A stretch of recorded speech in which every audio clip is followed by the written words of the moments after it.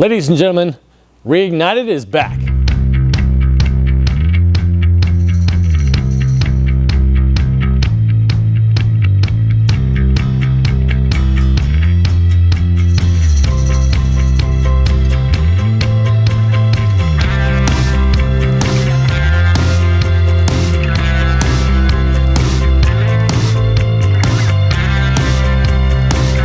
Now I know some of you might not have ever seen me before and you're thinking to yourselves, I didn't know that you were gone.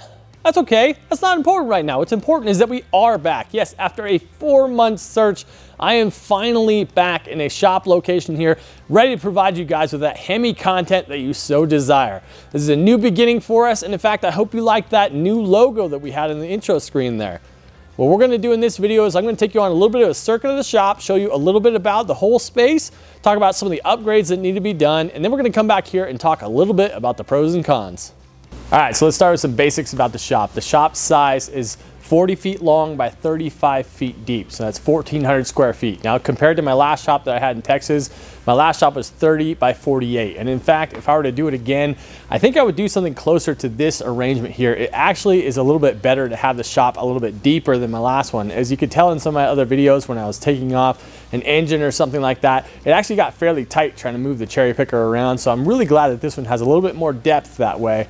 That way we can make that a lot easier. So very happy with that space. And as you guys will see, where there's a big old loft area here that really makes some great use of the space that we have. First off, we're gonna start with the ugliest portion of the shop here, and that is because there's a bunch of junk here. Now, you guys know, if you've been watching me for a while, I cannot stand when my shop is dirty. It drives me absolutely up a wall. So I'm working really hard to try to get this shop cleaned up, in shape, ready to go. But for now, this is what we got. So I want to get this video out for you guys. So initially what we have here is we just have a standard 8x8 shop door. So this is this area here is essentially what you would call a flat stall area. So it's an area where you can pull a vehicle in and do some work on it, and you don't need to bring the thing up into the air. So that's kind of the idea behind this spot right here. Now, as you come over here, we have the big door, and I actually just measured this a moment ago, and ironically enough, it is a 13-foot door. I find that very odd. I don't think I've ever seen a 13-foot shop door before. But 13 feet high, I'm not exactly sure of the width, might be 12 feet on the width. But this is obviously the big shop floor area. So you're gonna come in right here. There will be a 12K lift right here. I do not have one right now. For those of you wondering why I did not bring my other 12,000 pound lift with me from my last shop, that thing weighed somewhere in the range of 13 trillion pounds. Moving that thing was just not practical in any way, shape, or form. So we're gonna get a different 12K lift here anyway. And another thing I figured out was that I actually oversized that lift for what I was doing. I didn't really need that thing to be as gigantic as it was to do the kind of work that I do. I think just a standard 12K lift is gonna work out just fine. So that's what we're gonna put in here. This shop space actually already had a lift in it, but the previous owners took it with them when they went, and it was in a bad spot anyway, so no problem there. Also, if you notice here, I did bring the Hemi powered C10. This is my 1986 C10 that I swapped a 392 engine into. If you want to check that out, go ahead and check out right here. Up here, I'll click the link for you right there. You can watch the whole build process. We took that at Rocky Mountain Race Week. It was a lot of fun. We're going to do some more with that on the channel here soon, but we have other stuff coming first. All right, continuing on with the shop. We have this whole area underneath the loft area. This is what I really like. You have this whole entire usable space under here, but you still have the loft. So we come over here. We have basically just a large storage area for right now. We have some different shelving in here. We have some fluids in here. Yes, I know these should be housed within a metal cabinet, not a wooden one. That is something that's gonna be coming down the line, but for right now, we're sticking this thing in this area. And then in this cabinet, we have some extra shop tools that don't fit in my regular toolboxes, things like that. Special tools, just some more storage there. Now, shop press, pretty standard stuff. We have a lathe right here. Now, those of you who have watched some of my really old videos from several years ago will know that I already had this lathe previously. But then when I went to Texas, I went ahead and gave it back to my older brother. He's the one who gave it to me in the first place. Now that I'm back in Oregon, he very graciously allowed me to have it back. So thank you, Joe, for that. Really appreciate that. I love this lathe. It's perfect for all the kind of work that I do in here. So I really like this thing. In this corner here, this is the only 240 outlet in this corner. However, I'm going to wire in 2 additional 240 outlets over there for our welders. So this is where the air compressor is going to go. Should be fairly quiet in here, not too big of a deal. We have the bandsaw over here, and all of this stuff is subject to change, obviously. I need to actually work in this shop for a little while and figure out what the flow is like. And then once I figure that out, I can swap things around, move them around as necessary. So bandsaw over here, and then you come, obviously right here, we just have, basically it's like motorcycle storage at the moment. We have our motorcycle lift with the 3 motorcycles here. This is probably gonna move around for right now, but I need to get this stuff out of the way so I can make everything else work. I did bring my shelving with me, my big old pallet racks from Texas. Very glad I did because they provide so much storage. You can see just how much stuff is up there. And it gives me a great spot to put all of my other stuff that I'm just not using at the moment or that I just need space for, period. So I have several Hemi engines here that you're gonna see a lot of those coming up on the channel. We have 3 Hemi engines from various generations. We have a transmission back there. We have all sorts of special tools that you need for this sort of thing. Over here, we've got our toolboxes here. You'll notice what I'm missing is my big black Matco toolbox. Where is that toolbox at? We're gonna talk about that a little bit later in the video. So these are what's going to suffice for me right now, my B tools right here. And then we have a nice little workshop area. We have this workbench.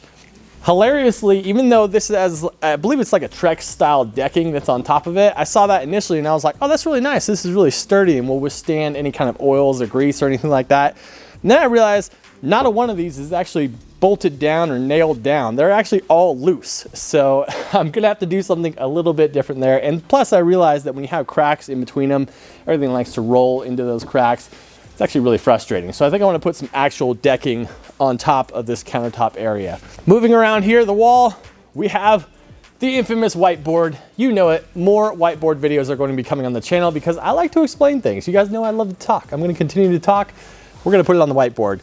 Behind the whiteboard right now, we have the parts washer. I went ahead and brought that with me from Texas as well. I love this parts washer. It's a little Eastwood unit, 40 gallon.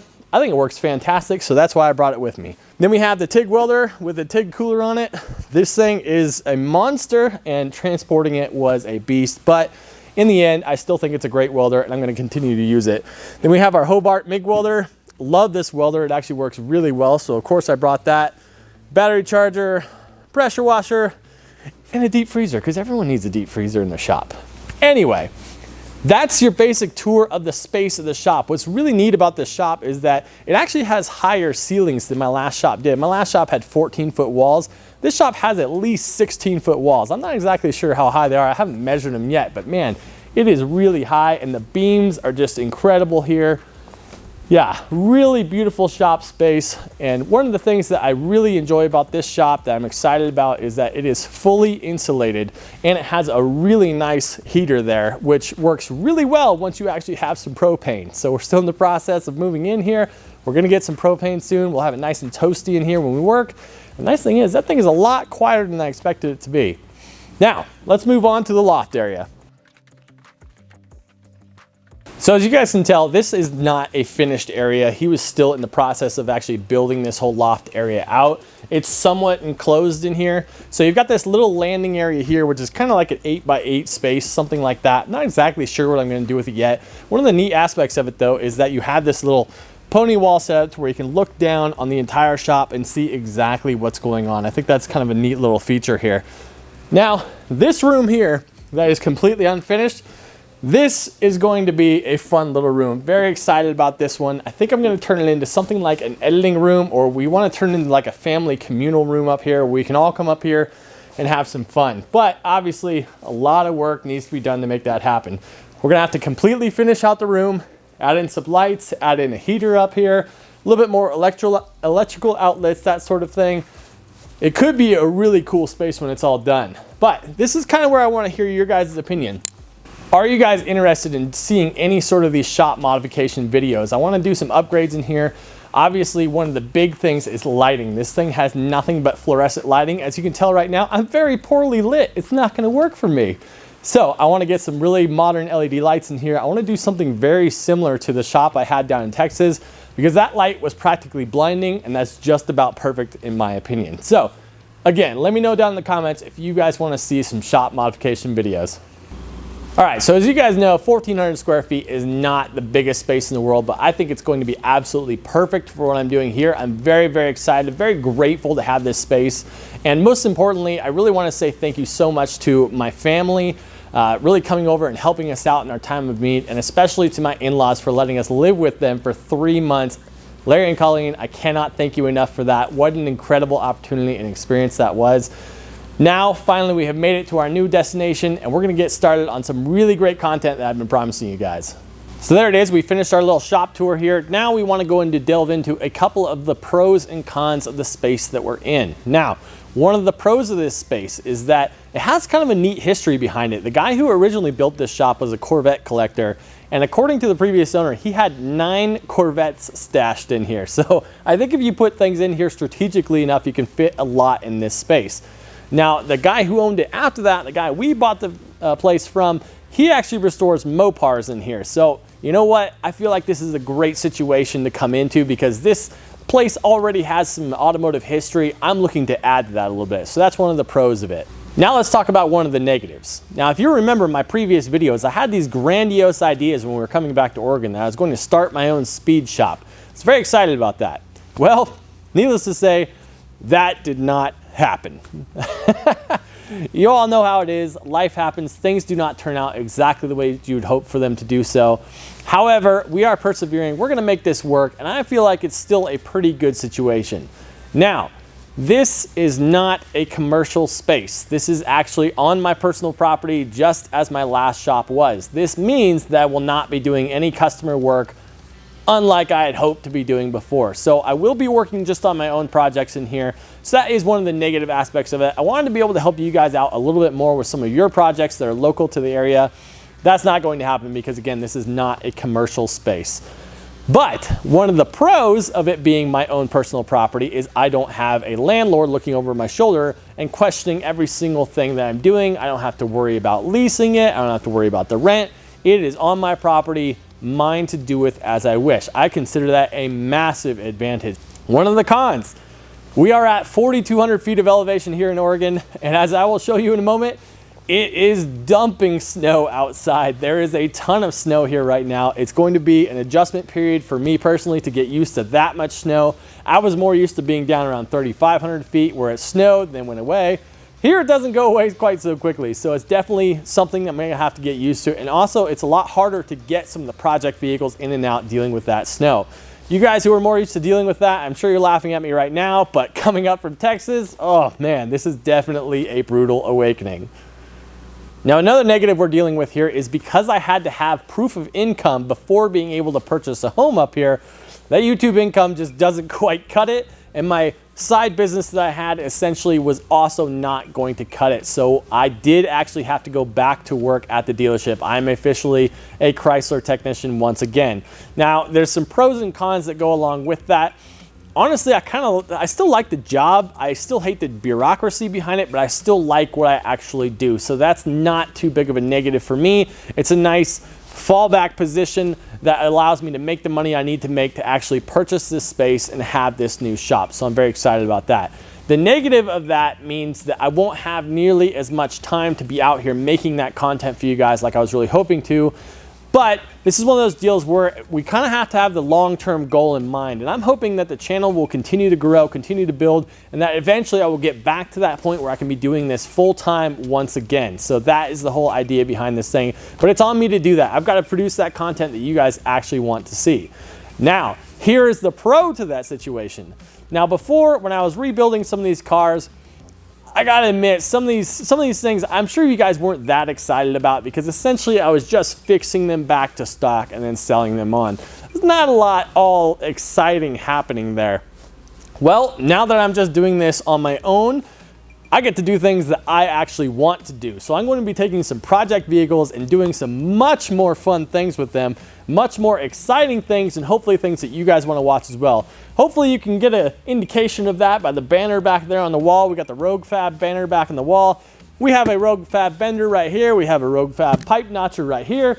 So we have some nice new tools that we're gonna break out here and start using to build some really cool stuff. Now, talking about new content, First thing I'm gonna do though, in the next video, we're gonna jump into the Hellcat oil pump content that I've been promising you guys for a while. We're gonna really get into the in-depth of that, and I have a great new project vehicle that I really think you guys are going to enjoy. That's going to be our test bed vehicle for a lot of these modifications that we're going to do. So, I hope you guys are very excited about the new shop space. I know I certainly am. We gotta fix this lighting in here. It is horrendous. I gotta get this thing.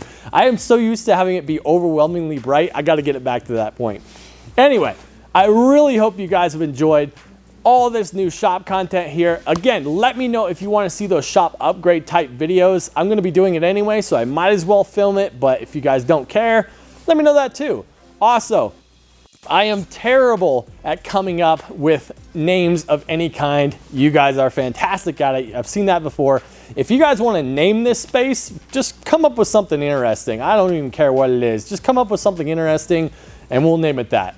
All right, you guys, very much appreciate you staying for this long. And as always, we will see you next time on Reignited.